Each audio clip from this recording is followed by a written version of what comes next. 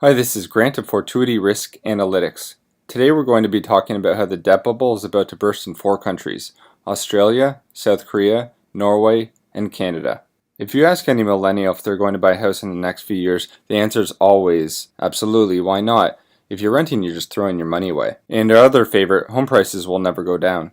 This chart of the Dallas Fed Home Price Index from 1975 until 2016. As you can see, home prices have had a huge run up until the bubble burst in the States in 2007. Most of this run up has been fueled by low interest rates coming down since the late 80s. However, that's not the only asset class we think is about to burst. We actually think it's all asset classes. Real estate just happens to be the most widely talked about one. On the surface, it looks like it's just a real estate bubble, but when in reality, it's actually a debt bubble when you look at household debt as a percentage of gross domestic income. As you can see in late 2006, early 2007, when debt peaked as a percentage of gross domestic income in the US, and then they began deleveraging. Problem is, the rest of these 3 countries, they're still leveraging up, and once they begin the deleveraging phase, you're going to see an ugly turn down in real estate prices. So here we have a chart of central bank interest rates from 1995 until 2016. In this gray line here, you'll see the Federal Reserve's interest rate, and actually it's at 0.25%, and that's up from 0 when they increased rates last December 2015. With interest rates at 0, central banks can't really cut rates unless they want to adopt negative interest rate policy, which is what we've actually seen in Europe as well as from the Bank of Japan. So their only option for stimulating the economy is by printing more money, which is essentially doing more quantitative easing. So what's happening right now in the US is everybody's deleveraging, means they're spending less money. We saw the same thing after World War II and in Japan from about 1990 until present. And this essentially forces everything to slow down. When this happens,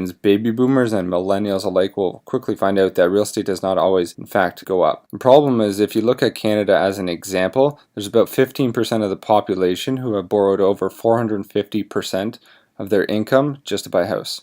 The bottom line is most people around the world are living far beyond their means, and when the next recession comes, they're going to be forced to liquidate assets such as their house. This has been Grant of Fortuity Risk Analytics.